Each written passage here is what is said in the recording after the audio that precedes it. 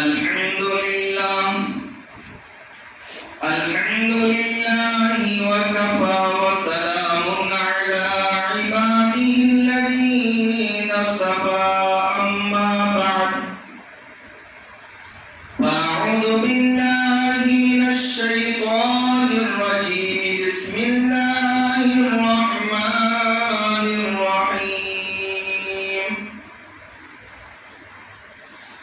يا أيها الذين آمنوا قوا أنفسكم وأهليكم نارا وقال النبي صلى الله عليه وسلم خيركم من تعلم القرآن وعلمه أو كما قال عليه الصلاة والسلام نور کی بارش ہوتی ہے یہاں علم کا بہتا ہے دھارا نور کی بارش ہوتی ہے یہاں علم کا بہتا ہے دھارا ہر قطرہ یہاں کا موتی ہے ہر ذرہ یہاں کا مہ پارا معزز علماء کرام حفاظ کرام ائمہ اعظام اور میرے بھائیوں بزرگوں اور دوستوں اللہ تبارک و تعالیٰ کا بہت بڑا احسان و کرم ہے کہ اللہ رب العزت نے ہم تمام کو یہ زندگی عطا فرمائی جب انسان اس دنیا میں آتا ہے تو 3 مرحلوں سے گزرتا ہے سب سے پہلے بچپن دوسرا مرحلہ جوانی اور تیسرا مرحلہ جو ہوتا ہے وہ بڑھاپے کا ہوتا ہے تو بچپن میں تو انسان کی زندگی کھیل کود میں گزر جاتی ہے لیکن جب انسان بڑا ہوتا ہے جوان ہوتا ہے تو میرے بھائیوں اور دوستوں اس کا نکاح کیا جاتا ہے کیا کیا جاتا ہے نکاح کیا جاتا ہے ہر ایک کی خواہش ہوتی ہے کہ میرا نکاح ہونا چاہیے پھر نکاح ہونے کے بعد چاہے اس کے پاس کتنا بھی مال و دولت ہو کتنا بھی روپیہ پیسہ ہو کھیتی باڑی ہو دکان مکان ہو بینک بیلنس ہو لیکن شادی ہونے کے بعد ہر ایک کی تمنا ہوتی ہے کہ اس کے آنگن میں ایک پھول کھلنا چاہیے یعنی اس کے گھر میں نیک اور صالح بچہ آنا چاہیے ہر ایک کی یہ خواہش ہوتی ہے اولاد کی خواہش کس کو نہیں ہوتی ہر ایک کو اولاد کی خواہش ہوتی ہے لیکن میرے بھائیوں اور دوستوں اولاد کی خواہش تو ہوتی ہے لیکن اولاد کیسی ہونا چاہیے اولاد ہونا چاہیے نیک اولاد ہو ایسی اولاد نیک اولاد اس لیے انبیاء علیہ السلام نے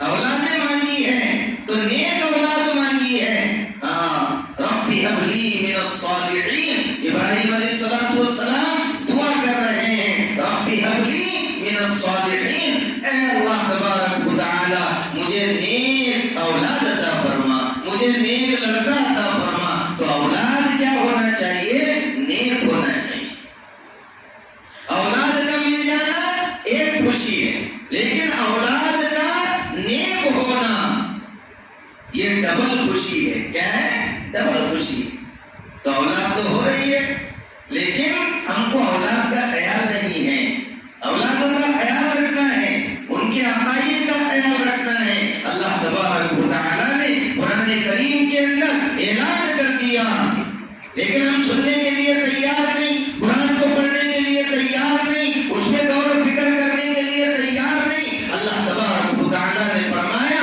یا ایھا الذین آمنوا اے ایمان والو قوا انفسکم واہلیکم نارا اے ایمان والو اپنے آپ کو اور اپنے گھر والوں کو اپنے اہل و عیال کو اپنے بیوی بچوں کو جہنم کی آگ سے بچاؤ دین کے بہت سارے شعبے ہیں، دین کے بہت سارے شعبے ہیں، مدارس ہے، خانقاہ ہے، دعوت و تبلیغ ہے، دین کے بہت سارے شعبے ہیں، لیکن میرے بھائیوں اور دوستوں ان میں عظیم الشان اور اہم شعبہ جو ہے وہ مدارس اور مکاتب کا شعبہ ہے۔ مدارس اسلامیہ بڑے بڑے مدرسے پوری دنیا کے اندر قائم ہیں، جہاں پر یہ مدارس اسلامیہ دین کے مضبوط قلعے ہیں۔ یہ مکاتب قرآنیہ جو مسجدوں میں چلتے ہیں، جو مسجدوں کے اندر چلتے ہیں، ہم ان کو معمولی نہ سمجھیں۔ آج ہمارے پاس کے جی کی قدر ہے، ہمارے پاس کالجوں کی قدر ہے، ہمارے پاس اسکولوں کی قدر ہے، ہمارے پاس یونیورسٹیوں کی قدر ہے، لیکن میرے بھائیوں اور دوستوں آج ہمارے پاس انگلش کی قدر ہے، لیکن عربی کی کوئی قدر نہیں، قرآن کی کوئی قدر نہیں ہے، مدارس اسلامیہ کی کوئی قدر نہیں۔ یہ مکاتب جو مسجدوں کے اندر چلتے ہیں ہم ان کو معمولی سمجھتے ہیں۔ ان کے متعلق ان یہود و نصارہ سے پوچھو جو 7 سمندر پار رہتے ہیں، کیا رہتے ہیں؟ 7 سمندر پار یہود و نصارہ دشمن طاقتیں وہ جانتی ہے، وہ ریسرچ کرتی ہے، وہ غور و فکر کرتے ہیں کہ ہم کو جنہوں نے انڈیا سے بھگایا ہے، ہم کو جنہوں نے ہندوستان سے بھگایا ہے، وہ یہی گولیوں پر بیٹھنے والے تھے، یہی علماء کرام تھے جو مکاتب میں پڑے ہوئے تھے، جو مدرسوں سے فارغ التحصیل تھے۔ انہی علماء کرام نے ہم کو یہاں سے نکالا ہے، انہوں نے ہی جہاد کا فتویٰ دیا تھا کہ انگریز کے خلاف جہاد کرنا کیا ہے؟ جائز ہے کہ انگریز کے خلاف جہاد کرو، کیا کرو؟ انگریز کے خلاف۔ تو انگریزوں کو یہاں سے نکالا۔ تو میرے بھائیوں اور دوستوں وہ جانتے ہیں، وہ کیا کرتے ہیں؟ وہ جانتے ہیں یہ مدارس کیا ہے، یہ مکاتب کیا ہے، یہ مسجدیں کیا ہیں، ان کو معلوم ہے ان کا پاور کیا ہے۔ ہم کو کوئی قدر نہیں۔ ہاں، ہم نے اپنے بچوں کو، اللہ تو کہہ رہے ہیں جہنم کی آگ سے بچاؤ اپنے بیوی بچوں کو، اور ہم نے اپنے بچوں کو دنیا کی آگ سے تو بچاتے ہیں، گڑھوں سے تو بچاتے ہیں، لیکن جہنم کے گڑھے سے ہم اپنے بیوی بچوں کو نہیں بچاتے۔ بغیر بریک کی سائیکل پر بٹھا دیے، بھئی اگر بغیر بریک کے سائیکل پر بچہ بیٹھ جائے تو، اور باپ کو پتہ چل جائے موٹر سائیکل کے بریک فیل ہے یا سائیکل کے بریک کیا ہے؟ فیل ہے، اور سائیکل کدھر جا رہی؟ ڈھلان پر نیچے جا رہی، گڑھے کے اندر جا رہی، باپ ایسا تماشا دیکھے گا، ہاتھ باندھ کر میرا بچہ کمال کر رہا ہے، بغیر بریک کی گاڑی پر بیٹھ گیا، بغیر بریک کی سائیکل پر بیٹھ گیا اور یہ دیکھ رہا ہے۔ یا بچہ چولہے میں گر رہا اور باپ کھڑا ہوا ہے اور دیکھ رہا، دیکھتا بولے میرا بچہ کیسا گرتا، تو یہ تماشا دیکھ رہا ہے۔ تو بتاؤ اس کو عقل مند کہیں گے یا بیوقوف کہیں گے؟ آپ بتاؤ، بیوقوف کہیں گے۔ فوراً جا کر کے وہ سائیکل کو پکڑ لے گا، فوراً جا کر کے بچہ آگ میں جا رہا ہے، فوراً جا کر بچے کو پکڑ لے گا، میرا بچہ آگ میں گر جائے گا، میرا بچہ آگ میں گر جائے گا، میرا بچہ جو ہے گڑھے کے اندر گر جائے گا۔ تو میرے بھائیوں دنیا کا گڑھا ہم کو دکھائی دیتا ہے، بغیر بریک کی سائیکل ہم کو دکھائی دیتی ہے، میرا بچہ گر جائے گا، لیکن آج ہم کو یہ نہیں دکھائی دے رہا میرا بچہ مکتب میں نہیں جائے گا، میرے بچے کے عقائد خراب ہو جائیں گے، میرے بچے کا ایمان خراب ہو جائے گا، میرے بچے کے اعمال خراب ہو جائیں گے، تو یہ جہنم کی آگ میں گر جائے گا، یہ جہنم کے گڑھے میں گر جائے گا۔ تو میرے بھائیوں اور دوستوں ہم کو اپنے بچوں کا خیال رکھنا ہے، جسم کا بھی خیال رکھنا ہے، ان کے کھانے پینے کا بھی خیال رکھنا ہے۔ ظاہری بھوک انسان کو لگتی ہے، ہم اپنے بچوں کا، بیوی بچوں کے لیے کھانے کا انتظام کرتے ہیں، وہ تو جسم کی غذا ہے، لیکن عقائد کا صحیح ہونا، اعمال کا صحیح ہونا، نماز روزے سے بچہ جڑ جائے، بچہ نیک بن جائے، اس کے عقیدے صحیح ہو جائے، یہ اس کی روحانی غذا ہے۔ کیا ہے؟ روحانی غذا ہے۔ یہ مدرسہ ہے تیرا میں کدا نہیں ساقی، یہ مدرسہ ہے تیرا میں کدا نہیں ساقی، یہاں کی خاک سے انسان بنائے جاتے ہیں۔ یہ مدرسے، یہ مسجدیں، یہ مکاتب قرآنیہ جو چھوٹے چھوٹے بچے قاعدہ لے کر کے آتے ہیں، جو چھوٹے چھوٹے بچے قرآن لے کر کے آتے ہیں، یہی بچے مستقبل میں اسلام کو زندہ رکھیں گے، یہی بچے اسلام عقائد کی حفاظت کریں گے تو میرے بھائیوں اور دوستوں کیجی کی فکر ہے ہم کو. کیا فکر ہے؟ میرا بچہ کیا بنے گا؟ ارے بھائی ڈاکٹر بناؤ، ٹیچر بناؤ، انجینئر بناؤ، جج بناؤ، وکیل بناؤ. ان کی بھی ضرورت ہے قوم کو، لیکن دیندار کو بناؤ، دیندار کو بناؤ. عقائد کی حفاظت آج کے جی سے لے کر کالجز تک عقائد پر حملے ہو رہے ہیں. جس کا عقیدہ صحیح نہیں ہوگا اس کے اعمال بھی صحیح نہیں ہوگے، اس کا ایمان بھی باقی نہیں رہے گا. تو عقائد کی حفاظت، عقائد صحیح ہونا چاہیے. 3 عقائد بنیادی عقائد ہے.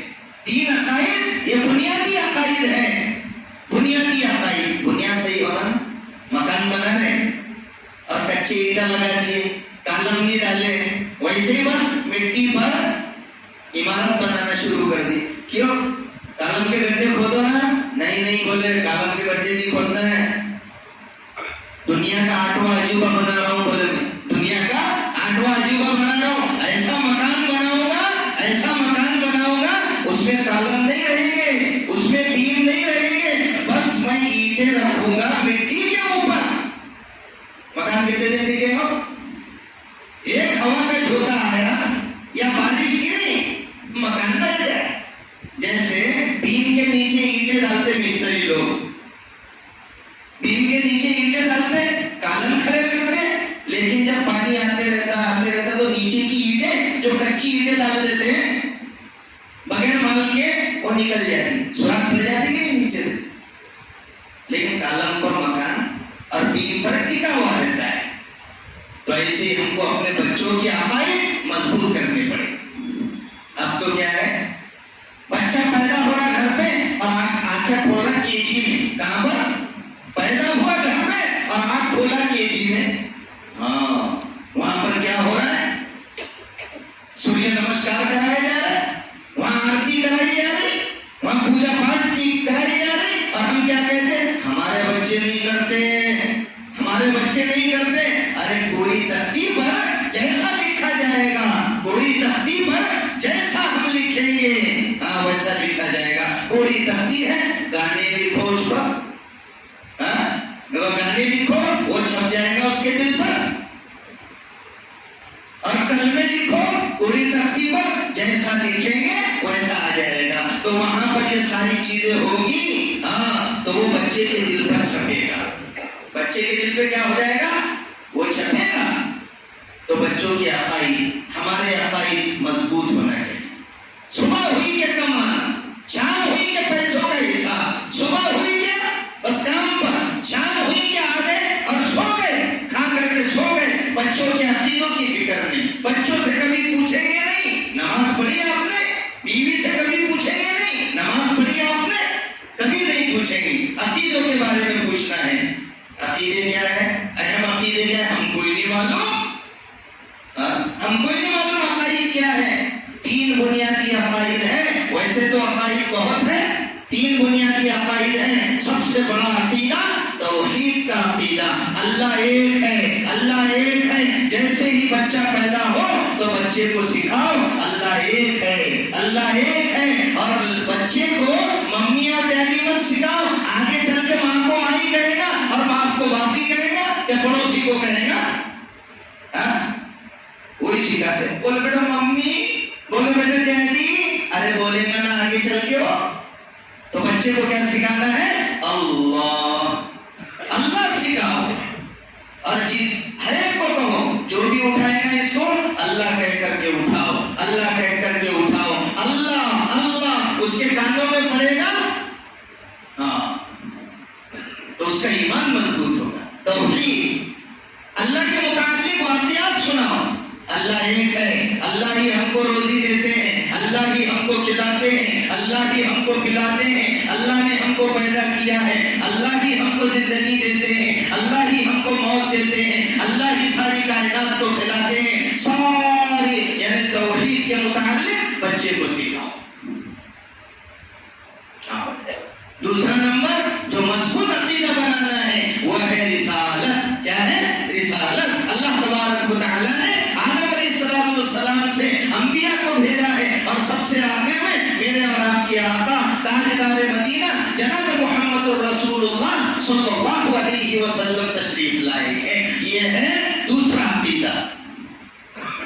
دوسرا عقیدہ آخرت کا عقیدہ، آخرت کا عقیدہ یہ مضبوط کرانا ہے بچوں کا بھی اور ہمارا بھی مضبوط کرانا ہے۔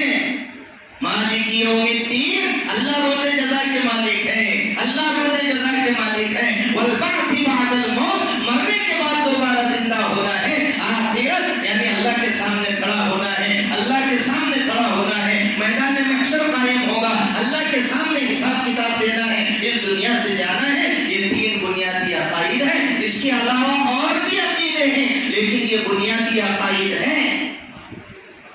میرے بھائی اور دوستو، یہ کہاں سکھایا جاتا ہے؟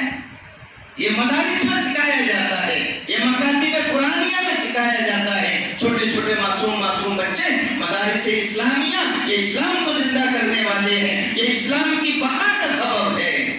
قربان جائیے مولانا قاسم صاحب نانوتوی رحمت اللہ علیہ کی ذات پر جب انگریزوں نے ہندوستان پر قبضہ کیا، علماء کرام کو شہید کیا، 51,500 علماء کرام شہید ہوئے، 2 لاکھ مسلمان شہید ہوئے ہیں اس دیش کو آزاد کرنے کے لیے۔ اور علماء کرام نے، کچھ لوگ کہتے ہیں جتنی قربانی علماء دیوبند نے دیش کو بچانے کے لیے دی ہے، اگر دین کے لیے دیتے تو کیا اچھا ہوتا۔ کون کہتا ہے کہ یہ 2 لاکھ جو مسلمان شہید ہوئے ہیں اور 51,500 علماء کرام شہید ہوئے، یہ مدرسے کے پڑھنے والے تھے۔ 51,500 علماء کرام یہ مدارس سے نکلے ہیں، یہ مکتبوں سے نکلے ہیں، یہ مدرسوں سے نکلے ہیں، اور انہوں نے جو ہے دین کا کام کیا ہے۔ جو ہندوستان کو آزاد کیا ہے یہ بھی دین کا کام تھا، کیونکہ انگریز یہاں پر مسلمانوں کے مال پر قبضہ کرنے کے لیے نہیں آیا تھا، مسلمانوں کی جائیداد، مسلمانوں کی کھیتی باڑی، دکان مکان اس پر قبضہ کرنے کے لیے نہیں آیا تھا، بلکہ انگریز تو یہاں پر آیا تھا، کس لیے آیا تھا؟ ایمان پر ڈاکہ ڈالنے کے لیے آیا تھا۔ علماء دیوبند نے ان کے خلاف جو فتویٰ دیا ہے، اپنے جان کے نذرانے پیش کیے ہیں، وہ کیا تھا؟ وہ بھی دین کا کام تھا۔ فتوے دینے والوں کو کیا ہے؟ مدارس اسلامیہ سے توڑ رہے، مدرسوں سے توڑا جا رہا ہے، علماء سے توڑا جا رہا ہے، دارالعلوم دیوبند سے توڑا جا رہا ہے۔ دین کی حفاظت مدارس سے ہوگی، مدارس اسلامیہ سے ہوگی، مکاتب قرآنیہ سے ہوگی۔ عقائد کی حفاظت، عقائد یہ بہت بڑی چیز ہے۔ علماء کرام یہ معمولی نہیں ہے۔ یہ الگ بات کہ خاموش کھڑے رہتے ہیں، یہ الگ بات کہ خاموش کھڑے رہتے ہیں، جو بڑے ہوتے ہیں وہ بڑے ہی رہتے ہیں۔ ہمارا شجرہ ان درویشوں سے جا کے ملتا ہے جن کے قدموں میں کئی تاج پڑے رہتے ہیں۔ یہ ہے علماء دیوبند، بڑے بڑے اکابرین، بڑے بڑے علماء کرام، مولانا قاسم نانوتوی رحمت اللہ علیہ، مولانا حکیم الامت، مولانا اشرف علی تھانوی رحمت اللہ علیہ، مولانا رشید احمد گنگوئی رحمت اللہ علیہ، حجت الاسلام مولانا قاسم نانوتوی رحمت اللہ علیہ، اور مولانا حسین احمد مدنی، علامہ انور شاہ کشمیری، مولانا الیاس صاحب رحمت اللہ علیہ، یہ سارے کہاں سے پیدا ہوئے؟ یہ مدارس اسلامیہ سے نکلے ہیں، یہ مکاتب قرآنیہ سے پڑھ کر کے نکلے ہیں۔ تو میرے بھائی اور دوستوں، ان مدارس کو ہم معمولی نہ سمجھیں۔ اگر یہ مدارس نہ ہوتے، قربان جائیے مولانا قاسم صاحب نانوتوی رحمت اللہ علیہ کی ذات پر، کہ حضرت نے جیسے ہی بھاپ لیا انگریز کیا چاہتا ہے، تو حضرت نے پورے ہندوستان کے اندر چپے چپے میں، گلی گلی، کوچا کوچا، قریہ قریہ، ہر جگہ مدرسوں کا اور مکتبوں کا جال بچھا دیا۔ تبھی تو ہمارا ایمان قائم ہے، تبھی تو ہمارا ایمان باقی ہے۔ یہ مدارس میں پڑھنے والے، مکاتب میں پڑھنے والے بچے، مولانا قاسم نانوتوی اور ان کے رفقاء کرام نے یہ مدرسوں کا جال بچھایا، یہ مکتبوں کا جال بچھایا۔ اگر یہ مدارس نہ ہوتے تو مسجدوں میں اذان دینے والا کوئی نہ ملتا، اگر یہ مدرسے نہ ہوتے، اگر یہ مکاتب نہ ہوتے تو امامت کرنے والا، نماز پڑھنے والا کوئی نہ ملتا، اگر یہ نہ ہوتے تو جنازے کی نماز پڑھانے والا کوئی نہ ملتا، اگر علماء کرام، اگر یہ مدارس نہ ہوتے تو میرے بھائیوں اور دوستوں، کفن کاٹنے والا، کفن دینے والا، بچے کے کان میں اذان دینے والا، تکبیر کہنے والا کوئی نہ ملتا۔ تو میرے بھائی یہ بڑی بڑی مسجدیں ویران ہو جاتی، اور ہندوستان دوسرا اسپین بن جاتا.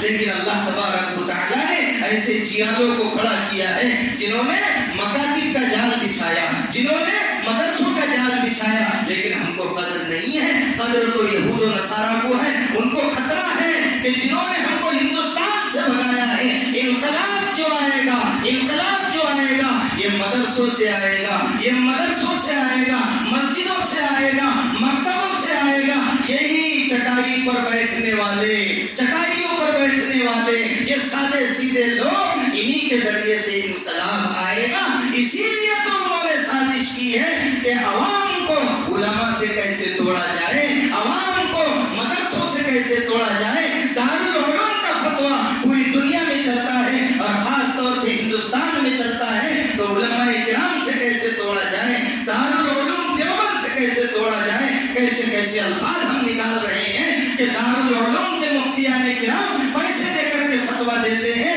ارے تمہارے زبان میں کیڑے پڑ جائیں. ان علماء کے بارے میں یہ کہتے ہو جنہوں نے ہندوستان کے اندر مسلمانوں کے ایمان کی حفاظت کی ہے، جنہوں نے ہندوستان میں مسلمانوں کی نسلوں کے ایمان کی حفاظت کی ہے، ان کے بارے میں کہتے ہو پیسے لے کر کے فتویٰ دیتے ہیں. اگر مفتی کا بیٹا بھی اگر غلط کام کرتا ہے، اگر دارالعلوم کے مفتی کا بیٹا بھی اگر غلط کام کرتا ہے اور کوئی اس کے خلاف بھی فتویٰ پوچھتا ہے، تو وہ دارالعلوم کا مفتی اپنے بیٹے کو نہیں دیکھتا بلکہ شریعت کیا کہتی ہے، اسلام کیا کہتا ہے، قرآن کیا کہتا ہے، اللہ اور اللہ کا رسول کیا کہتا ہے، وہ فتویٰ دیتا ہے دارالعلوم دیوبند.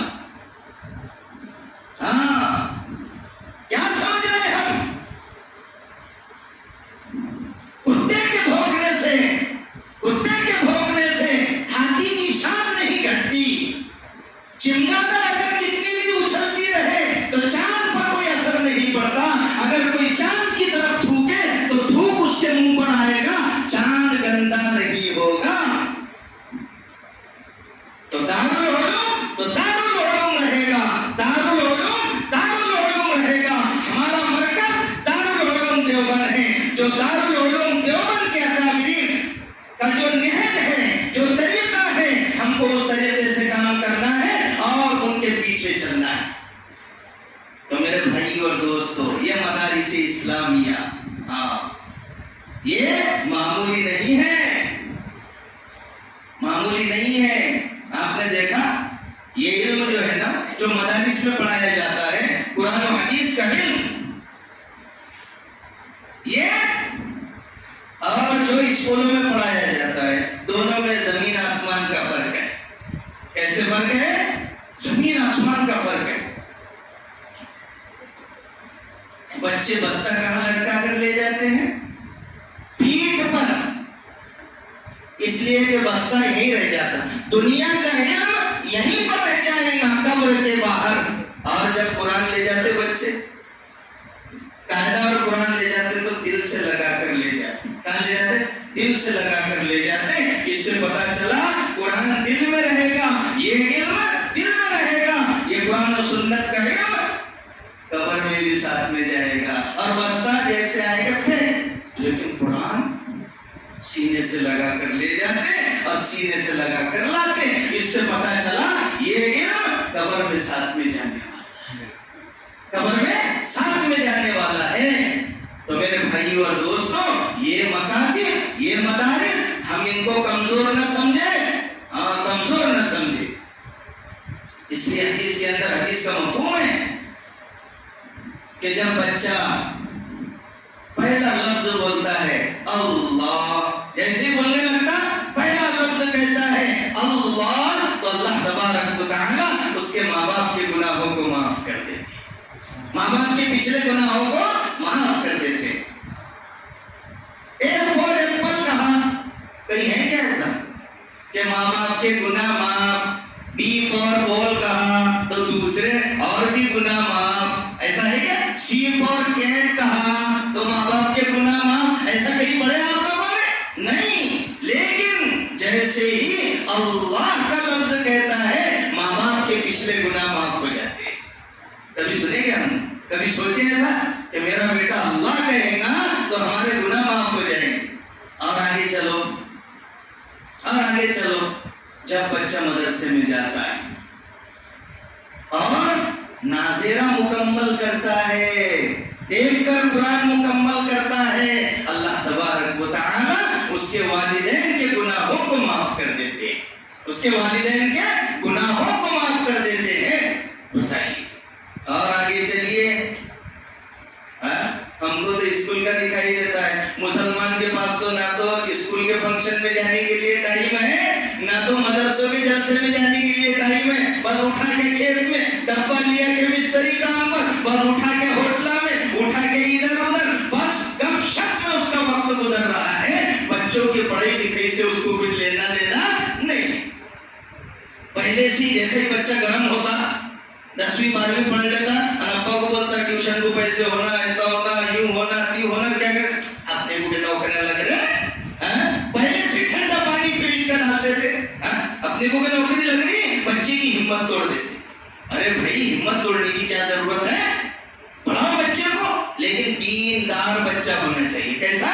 دینداری کے ساتھ جج بنے، وکیل بنے، انجینئر بنے، لیکن سب سے پہلے مسلمان بنے، کامل پکا سچا مسلمان بن گیا، پھر جو چاہے وہ بنے، کسی بھی فیلڈ میں جائے گا اس کے عقائد درست ہوں گے، کسی بھی فیلڈ میں چلا جائے وہ دین کا کام کرے گا انشاءاللہ۔ وکیل بنے گا وکیلوں میں دعوت دے گا، جج بنے گا ججوں میں دعوت دے گا، انجینئر بنے گا انجینئروں میں دعوت دے گا، اگر نیک ہوگا تو کالج میں بھی دعوت دے گا، کبھی نماز نہیں چھوڑے گا، عقائد اس کے درست ہوں۔ کہاں تھے؟ ناظرہ مکمل ہو گیا تو ماں باپ کے، ہاں بھائی یاد رکھا کرو، میرے بھی بال سفید ہو رہے ہیں، زیادہ یاد نہیں رہ رہا، ہاں تو میرے بھائیوں اور دوستو، کیا ناظرہ مکمل ہو گیا؟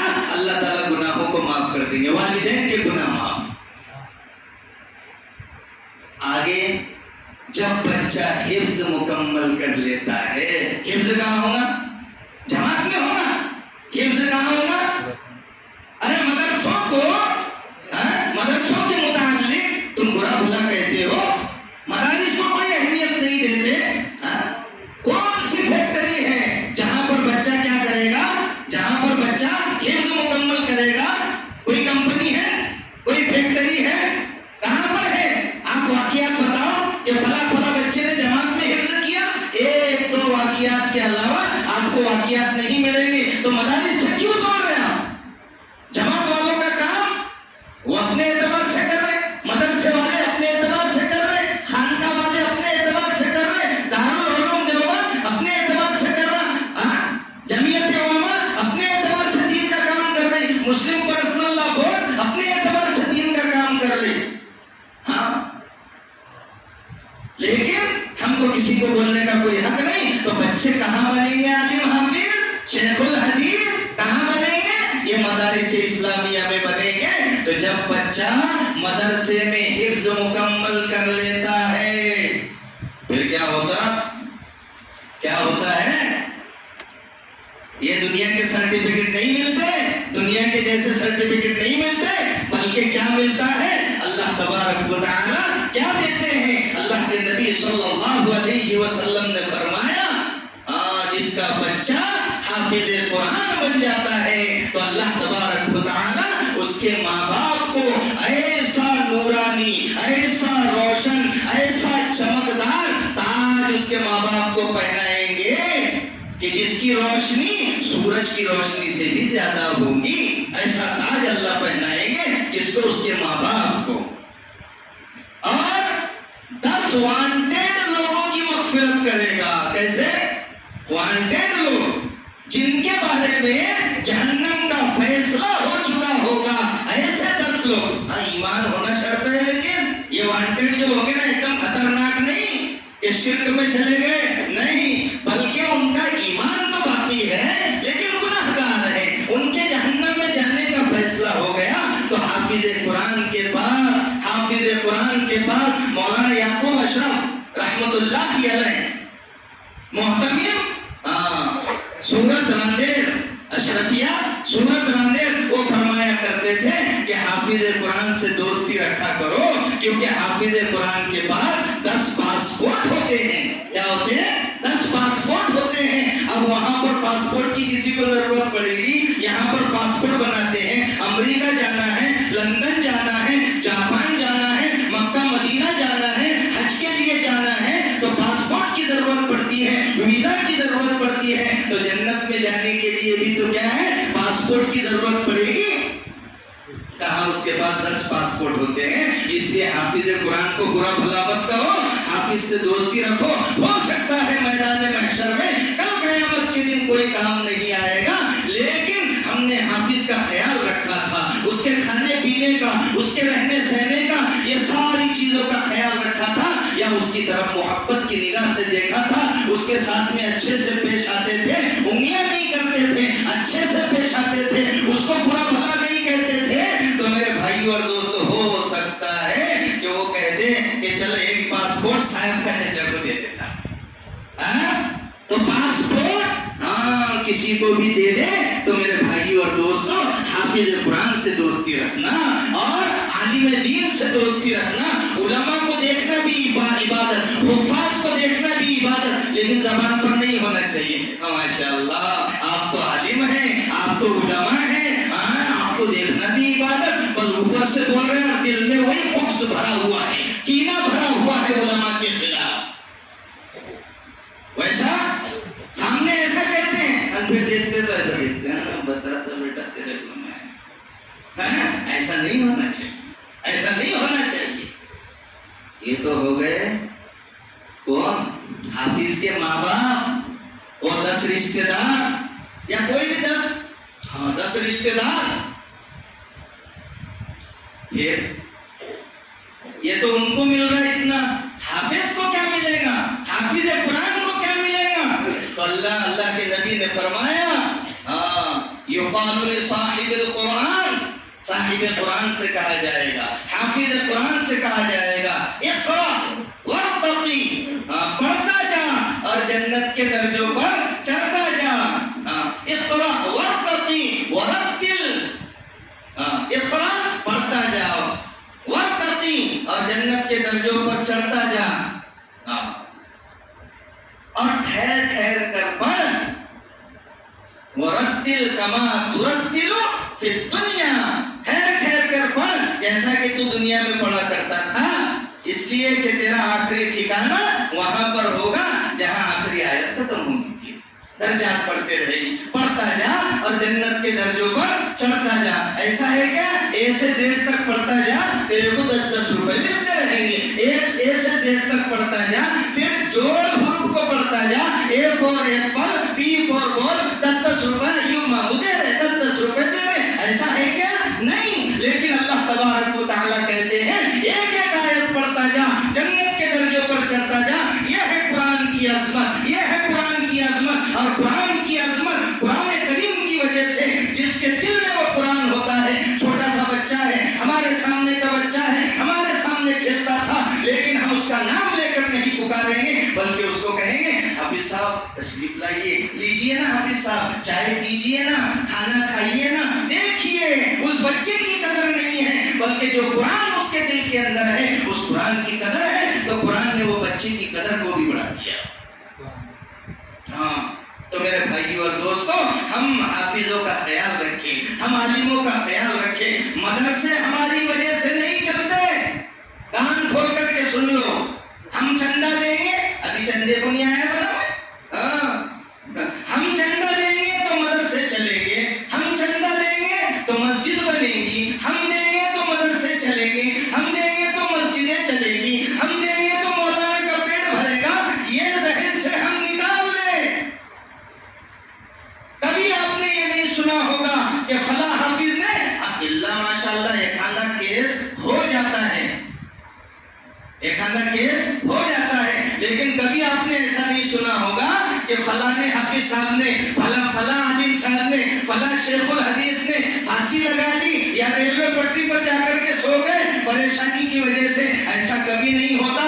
اگر اذان دینے کے لیے کھڑا ہو جائے اللہ تبارک و تعالیٰ کھانے پینے کا انتظام کر دیتے ہیں، لیکن بڑی بڑی دنیا کی ڈگری والے، بڑے بڑے بڑی بڑی ڈگریاں والے، بڑے بڑے مالدار خودکشی کر لیتے ہیں، پھانسی لگا لیتے ہیں، زہر کھا لیتے ہیں، اپنی زندگی کو ختم کر دیتے ہیں، لیکن یہ دین کی برکت ہے، یہ قرآن کی برکت ہے، یہ حدیث کی برکت ہے، یہ سنت کی برکت ہے، یہ میرے نبی کی برکت ہے، یہ مدارس اسلامیہ کی برکت ہے، یہ دین کی برکت ہے، یہ دین کی برکت کی وجہ سے کوئی بھی عالم حافظ، کوئی بھی دیندار آدمی پھانسی نہیں لگاتا، خودکشی نہیں کرتا، کیونکہ اس کو معلوم ہے کھلانے والی ذات اللہ تبارک و تعالیٰ کی ذات ہے۔ یہ مدارس اسلامیہ طویل عمر ہے درکار اس کے پڑھنے کو، طویل عمر ہے درکار اس کے پڑھنے کو۔ ہماری داستان اوراق مختصر میں کہا، ہماری داستان یہ تھوڑے سے وقت میں کہاں آئے گی؟ ابھی تو مدارس اسلامیہ کی ایک ہسٹری ہے، علماء دیوبند کی ایک ہسٹری ہے، ابھی تو سارا بتانا باقی ہے کہ یہ دعوت و تبلیغ کا کام کیسے شروع ہوا، اس میں بھی علماء دیوبند تھے۔ یہ مدارس دارالعلوم دیوبند کی بنیاد جنہوں نے رکھی وہ بھی علماء دیوبند تھے، خانقاہی نظام جو چلاتے ہیں وہ بھی علماء دیوبند ہیں، جمعیت کا نظام جو چلاتے ہیں وہ بھی علماء دیوبند ہیں، مسلم پرسنل لا کورٹ کا جو نظام چلاتے ہیں وہ بھی علماء دیوبند ہیں، تحفظ ختم نبوت جو کر رہے ہیں وہ بھی علماء دیوبند ہیں۔ تو جتنے بھی دین کے شعبے ہیں، جتنے بھی دین کے شعبے ہیں، سارے شعبوں کو یہ علماء دیوبند سنبھال رہے ہیں۔ وہ اندر دین کے اندر اگر کوئی دخل دیتا ہے، اگر دین میں تحریف کرتا ہے، اگر دین میں بدلاؤ کرتا ہے، یہ علماء دیوبند چوکیدار کی طرح کھڑے ہوتے ہیں۔ جیسے شہد کی مکھی، آپ نے دیکھا ہوگا شہد کا چھتا جو تیار ہوتا ہے، اگر کوئی بیمار مکھی آتی ہے، ان کا راجا ہوتا ہے، ان کا جو باس ہوتا ہے، وہ مکھی کو اندر آنے نہیں دیتا، کیونکہ وہ مکھی جو ہوتی ہے وہ بیمار ہوتی ہے، وہ اندر آ جائے گی، پورے شہد کو خراب کر دے گی۔ ایسے ہی علماء دیوبند یہ دین کے بارڈر پر کھڑے ہوئے ہیں۔ جو بھی دین کے اندر کمی زیادتی کرتا ہے یا دین کے اندر گھسنے کی کوشش کرتا ہے اور اس میں زیادتی یا کمی کرنے کی کوشش کرتا ہے، اس میں تحریف کرنے کی کوشش کرتا ہے، دین و شریعت کو چھیڑنے کی کوشش کرتا ہے، یہ علماء دیوبند اس کو وہیں پر ڈھیر کر دیتے ہیں۔ انہی کا نام ہے علماء دیوبند۔ یاد کرتا ہے زمانہ ان انسانوں کو، یاد کرتا ہے زمانہ ان انسانوں کو، روک دیتے ہیں جو بڑھتے ہوئے طوفانوں کو۔ تو میرے بھائیوں اور دوستوں، علماء دیوبند کی ہسٹری بڑی لمبی چوڑی ہسٹری ہے۔ انشاءاللہ العزیز میں آپ کے سامنے اور بھی بیانات پیش کروں گا۔ اللہ تبارک و تعالی ہم تمام کو تمام دین کے شعبوں کی قدردانی کرنے کی توفیق عطا فرمائے۔ مدارس اسلامیہ، خانقاہ، دعوت و تبلیغ، جمعیت، مسلم پرسنل لا اور جتنے بھی دین کے شعبے ہیں، اللہ رب العزت سب کی حفاظت فرمائے اور سب کی ہم کو قدردانی کرنے کی توفیق عطا فرمائے، اور آپسی بدگمانی سے اللہ تبارک و تعالی ہم تمام کی حفاظت فرمائے، اور ہم تمام کو جو بھی کام کرنا ہے وہ علماء کرام سے پوچھ کر اللہ تبارک و تعالی کرنے کی توفیق عطا فرمائے۔ وآخر دعوانا ان الحمد للہ۔